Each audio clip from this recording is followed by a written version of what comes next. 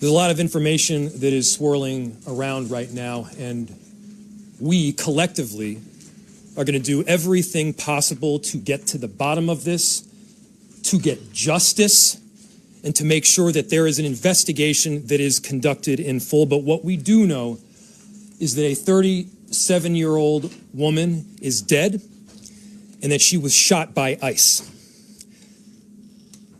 We've dreaded this moment since the early stages of this ICE presence in Minneapolis. Not only is this a concern that we've had internally, we've been talking about it. They are not here to cause safety in this city. What they are doing is not to provide safety in America. What they are doing is causing chaos and distrust. They're ripping families apart. They're sowing chaos on our streets, and in this case, quite literally killing people. So they are already trying to spin this as an action of self-defense. Having seen the video of myself, I want to tell everybody directly, that is bullshit. This was an agent recklessly using power that resulted in somebody dying, getting killed. As soon as it happened and we learned of the incident, we had several priorities. The first, of course, was to get the victim to the hospital and to get care as soon as possible. To the family, I'm so deeply sorry. There were, I believe, 2 Minneapolis police officers that responded and were in the ambulance on the way to the hospital. The second was to get ICE off of the scene.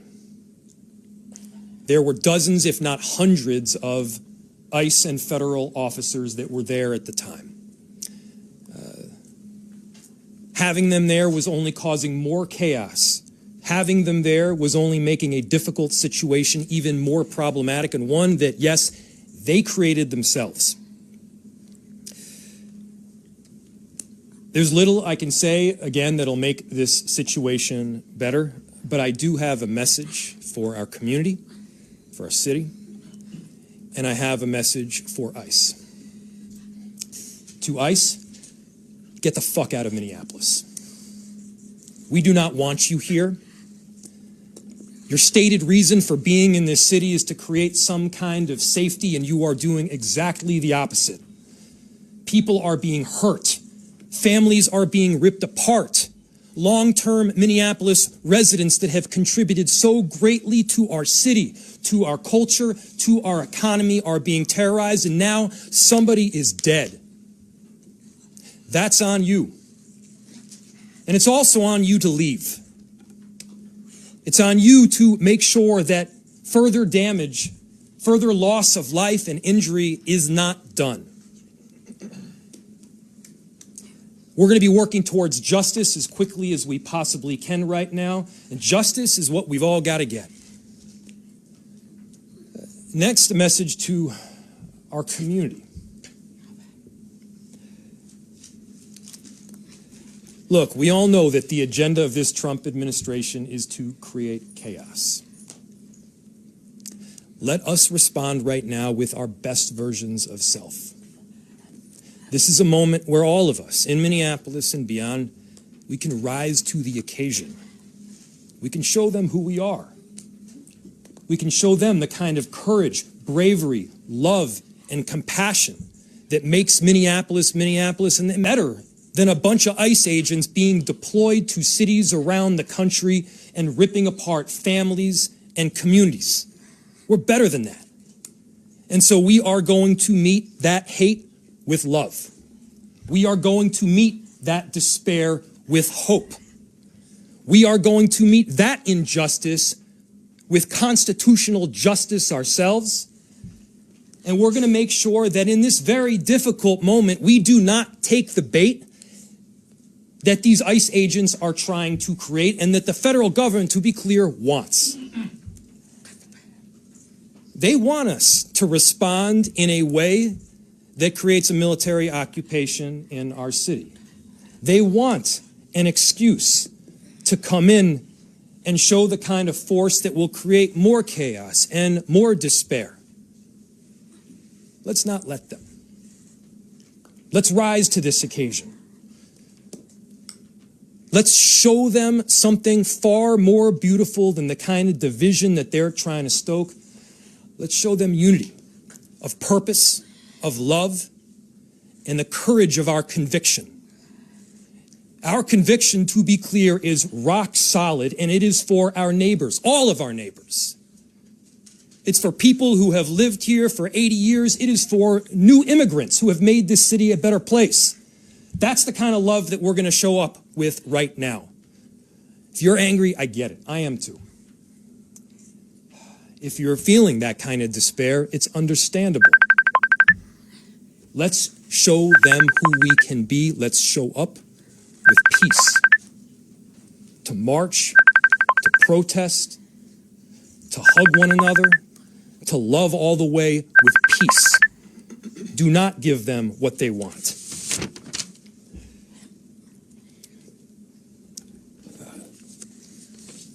Finally, we've got a lot of work that needs to happen right now to make sure that, first, of course, the scene was secured as much as possible, that we were able to get the victim, now deceased, to the hospital. We've got a lot of work to do in the coming days. I want to thank our city enterprise for the work that they have done, but more importantly, what they're about to do, because this is going to be heavy, and our city has been through a lot. We also know that we're prepared to do right for people. Among them is our chief of police. I'll invite him up. My name is Brian O'Hara, B-R-I-A-N-O''Hara. I am the Minneapolis Police Chief. This morning, Minneapolis police officers received a report of federal law enforcement being involved in a deadly force incident, meaning shots had been fired. Minneapolis police officers responded to the scene. We arrived and found a woman with a gunshot wound to the head. Life-saving measures were performed at the scene, including CPR. The woman was transported to Hennepin County Medical Center, where she has since been pronounced deceased. The preliminary information that we have indicates that this woman was in her vehicle and was blocking the roadway on Portland Avenue, midway between 33rd Street and 34th Street in the city. At some point, a federal law enforcement officer approached her on foot, and the vehicle began to drive off. At least 2 shots were fired. The vehicle then crashed on the side of the roadway. Minneapolis police officers secured the crime scene and assisted in trying to preserve the evidence that is there. We have since turned over the scene both to the Federal Bureau of Investigation as well as the Minnesota Bureau of Criminal Apprehension, which will be conducting an investigation into this use of deadly force. I want to thank the mayor, city council president, other members of the city council, state legislators that were on the scene. This has been a very difficult time for everyone in the city.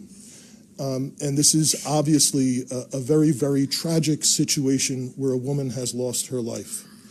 That being said, in addition to this tragedy, which unfortunately we did predict, we were seriously concerned about further escalation from the scene.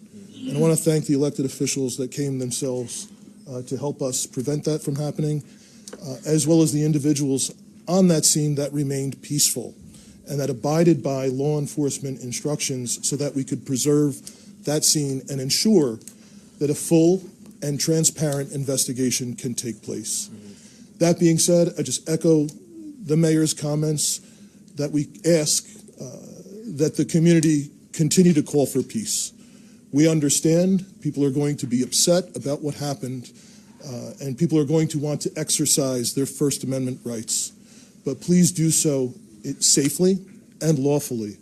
to ensure that we do not have any further tragedy in this city or destruction. Thank you. Chief, thank you, Sheriff. Thank you, council members. Commissioner, I'll open it to questions. Any idea on the identity of the ICE officer who fired those shots at this point? I don't have that information, no. The question was, is there an identity of the ICE officer that fired? I do not have that. Mayor, sorry, we're hearing the ICE officer stopped a position from helping the lady who was shot. Is that true? We've seen video, it's all over social media, that someone tried to help this lady, and they were pointing guns at and told to get away. Do you know about that at all? So the question was, there's information out there that people tried to help the woman that was shot, and ICE officers then pointed guns at them and told them to leave. I do not have that information. I myself saw a video of the shots being fired as the car was driving away. What I can tell you is the narrative that this was just done in self-defense is a garbage narrative. That is not true. It has no truth. And it needs to be stated very clearly, since we have already seen a video of it. I do not know as to what you're talking about. Mayor, she wasn't driving. Over here. She wasn't driving a car toward him, using her vehicle as a weapon. That does not appear to be the case at all. What's the city's protocol when an observer or an activist calls 911? They say an agent's following them or an agent's pointing a gun at them. How does the city of Minneapolis handle that situation going forward, considering what just happened today? Repeat it one more time. I missed the first part of what you said. I'll turn it over to the chief. What does the city do when someone calls 911 and a federal agent's pointing a gun at them, that sort of thing? I'll turn it over to the chief. The question is, what does someone do when a federal agent is pointing a gun at them? Chief. So, if I heard you correctly, the question is about when people call 911, what is the city's protocol in these situations? We've had a very dramatic increase in 911 calls related to this activity. We have a protocol in place that has been evolving as the situation has been changing. And at this time, there is a designated supervisor that is on duty 24/7 that fields those calls. And we do everything that we can to ensure that they are appropriately prioritized, with the priority being placed upon the protection of life and safety of everyone in the community. Can you tell us any more about the woman who was fatally shot? Was she there as a legal observer, protester, bystander? What do you know that you can share? So the question was, what can I share about the deceased?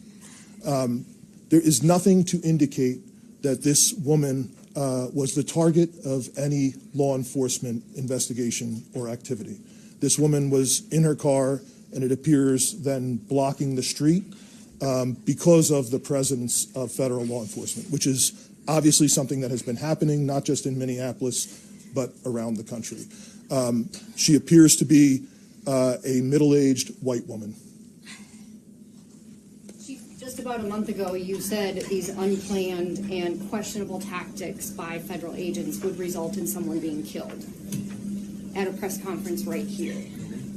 Do you consider today's tactics in line with that, or do you just have a generic response to the fact that somebody is now dead? The question is that I had previously made several statements about being concerned about the tactics being employed.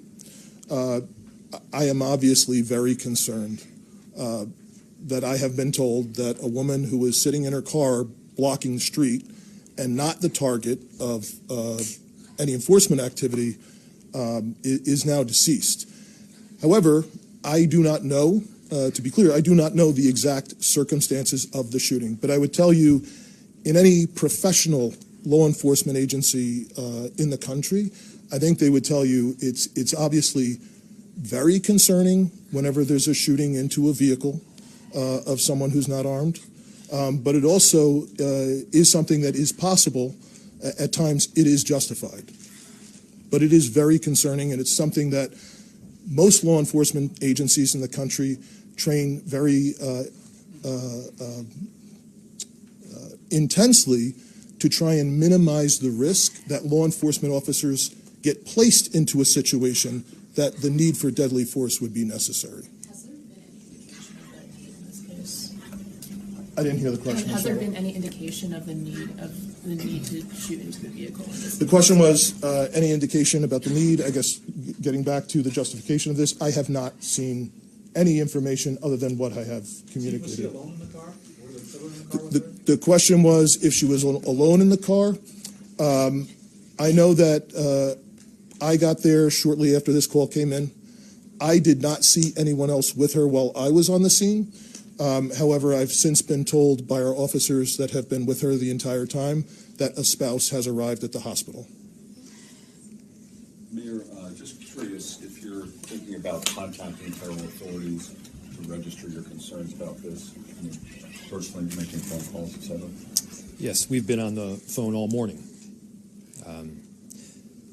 As soon as we learned about this, again, there were a series of priorities that we needed to go through. The first, of course, is to keep people safe and to help the victim in any way that we could. The second was to get ICE off of the scene. There was the notion that ICE agents would be necessary to create a perimeter around the scene itself. They themselves were creating the kind of dysfunction and chaos that they claimed to be trying to help with. And so the message that we delivered very clearly was to make them leave. Now, beyond leaving the scene, they should also leave our city and our state. We do work, our chief does work, our sheriff does work every single day to keep people safe in our city and in our state. And crime is dramatically down. Crime is down. It continues to trend down. They are doing the hard work of investigating, of arresting perpetrators of violent crime. What this federal administration is doing right now is not about creating safety. Do not let them tell you that what they are doing is about creating safety. It is not. It is having the opposite impact. We need to be clear-eyed about the work that is moving forward, and they need to leave Minneapolis.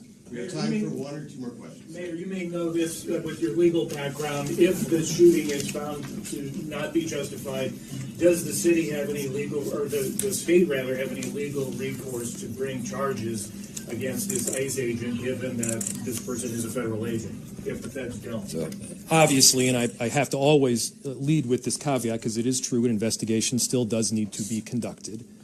I had my perception of what took place based on the vehicle and the vehicle's positioning. It does not appear that the individual is trying to ram anybody. Now, the question was, if it is in fact found to be an unjustified shooting, who issues the charge, who prosecutes, how does justice take place? I don't know the answer in full to that. This is obviously information that we're still working out. Chief, do you have any additional information, or Commissioner?